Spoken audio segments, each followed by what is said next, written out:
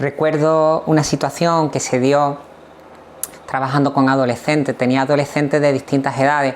Era un taller que habíamos hecho externo, es decir, que no era ningún colegio, sino que venían distintas personas, distintos chavales y chavalas de distintos sitios, ¿no? Traían sus padres y sus madres. Y lo hacíamos en varios fines de semana, pero trabajábamos todo el fin de semana. Entonces recuerdo que era ese primer fin de semana donde desarrollamos la mayoría de las distinciones, ¿no? Y vamos en ese orden. Entonces poquito a poco ellos se van dando cuenta de que pueden salir del pozo, que le preguntamos qué es lo que quieren, lo definen, nos planteamos qué interpretaciones ellos tienen, que le acercan, las aleja, se dan cuenta que están equivocados, todo lo que hemos dicho, ¿verdad? Eligen pensar que las cosas dependen de ellos, empiezan a cumplir su palabra, sube su autoestima, se sienten súper guay, todo esto en el mismo fin de después pues eso, jugamos a ganar. Y recuerdo que en el juego de ganar ocurrió un conflicto entre un chico y una chica. Los dos tenían alrededor de 14 años, ¿no? Yo no me acuerdo qué es lo que pasó exactamente, pero sí recuerdo que ella estaba llorando y él le estaba diciendo: ¡Ella! ¡Que eres muy sensible! ¡Ella, eres muy sensible! Y yo dije, ostras, la verdad es que lo que había pasado, que no recuerdo qué es, te digo, pero recuerdo que no era lo suficientemente grave como para intervenir, ¿verdad? Aunque es verdad que estaba siendo un poquito agresivo en la forma, ¿no? Pero bueno, así conseguimos que ellos se pidieran perdón, fue muy superficial y ya está, ¿verdad? Y trabajamos luego con apoyo ayuda, que trabajamos con un juego de los palillos, ¿no? En ese caso. Y después vino la dinámica esta que te digo del mural de empatía. Y ocurrió algo también muy chulo, ¿no? Y es que el primer chico en compartir fue el que le había dicho eso a las chicas, ¿no? Y entonces dibujó, se me ponen los vellos otra vez de punta, se dibujó él y nos explicó, había dibujado una pistola dentro del dibujo y nos explicó cómo en su casa había un contexto de guerra literal, ¿sí? Era obvio que esa conducta agresiva que el niño tenía venía de esa situación. Y la niña empezó a llorar. ¿De rencor como antes? No. ¿De qué? De compasión, de empatía, de tristeza. Estaba conectando con la emoción de esa persona, ¿verdad? Y después le tocó el turno a las chicas. Y la chica también tuvo la valentía de hacerlo de verdad. Y se compartió.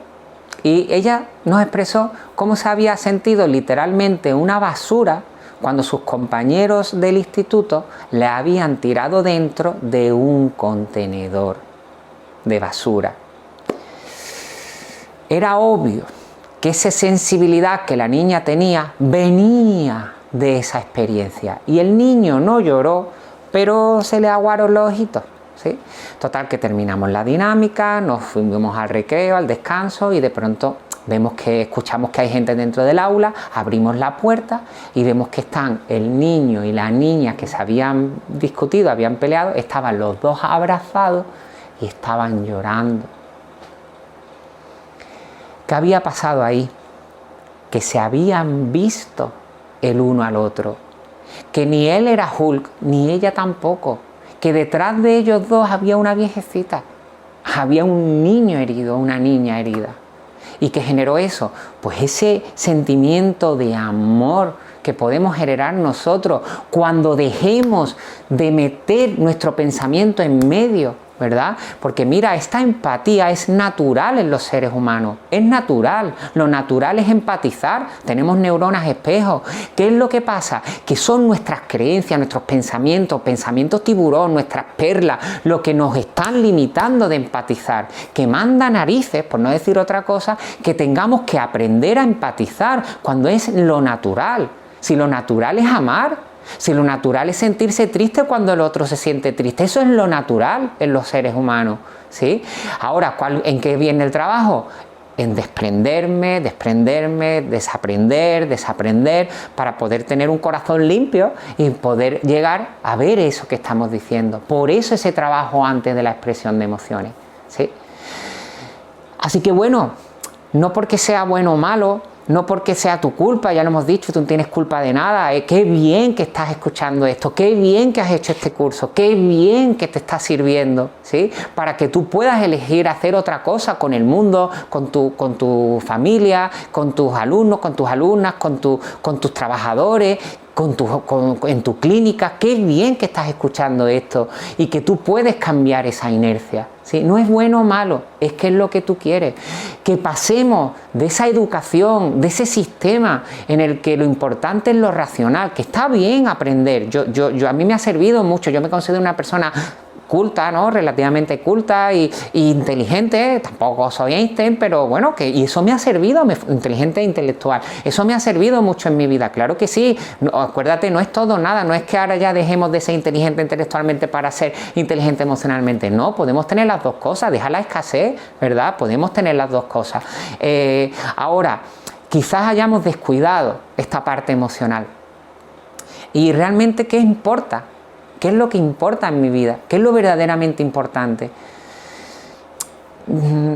Recuerdo, por ejemplo, también en Nueva York, en una situación en que yo tenía prohibido tocar a mis alumnos. Pero no abrazarlos, sino tocarlos. O sea, estaba prohibido. Yo entiendo que igual que el padre o el abuelo de Bayana, para que no ocurriera ninguna desgracia, porque a lo mejor en el pasado pudo haber una situación de abuso o lo que sea, pues se puso esa regla, se escondieron las naves, ¿sí? Y yo lo entiendo, lo puedo entender.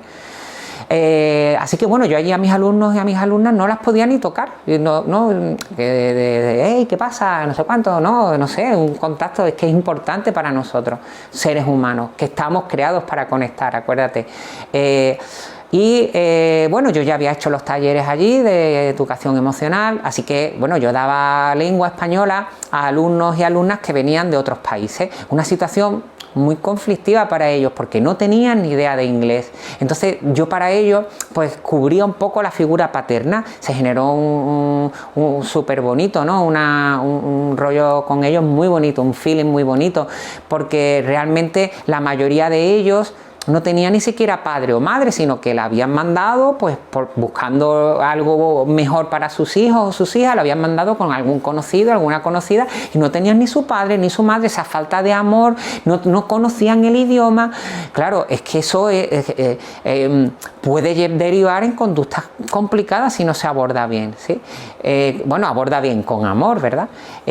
Total, que yo llegué con ellos, como yo daba lengua española, pues le propuse hacer un texto de agradecimiento, que el agradecimiento es una de las cosas que genera es un sentimiento súper favorable, la gratitud, y que genera oxitocina y que además activa el nervio vago, que creo que ya lo hemos comentado en algún momento, y que activa mi sistema nervioso parasimpático, de la relajación, de la reflexión. Es súper sano el agradecimiento, para eso tengo que aprender a ver las cosas desde una manera favorable. Así que les propuse que eligieran una persona a la que escribir una carta de agradecimiento, y de pronto hubo un chico allí que me levantó la mano, ¿verdad? Y yo me acerqué y me dijo, Mister, allí me llamaban Mister, es que no sé qué decir, yo lo vi que estaba emocionándose, ¿verdad? Entonces yo le dije, ¿pero qué te pasa? Y me dijo, es que ¿a quién has elegido hacer la carta? Me dijo, a mi padre. Y dije, y bueno, ¿y qué te pasa? Y me dice, bueno, es que yo a mi padre no lo conozco. Entonces yo le dije, bueno, pues venga, vamos a hacer una cosa, nos salimos del aula, ¿verdad? Y entonces, claro, él se expresó y empezó a llorar. Claro, ¿qué me dieron ganas de hacer a mí? Abrazarlo, ¿sí? Pero no pude. Bueno, sí pude, pero en ese momento no calculé los precios que iba a pagar. Sí, porque me podían decir algo, amonestar, y elegí en ese momento no abrazarlo. ¿Qué ha pasado con el tiempo? Pues que hemos vuelto a través de redes sociales, pues hemos contactado, ¿verdad? Y ese chico me ha expresado que lo que necesitaba en ese momento era un abrazo. Y ahí me di cuenta que había fallado como ser humano y como docente y como profe de lengua.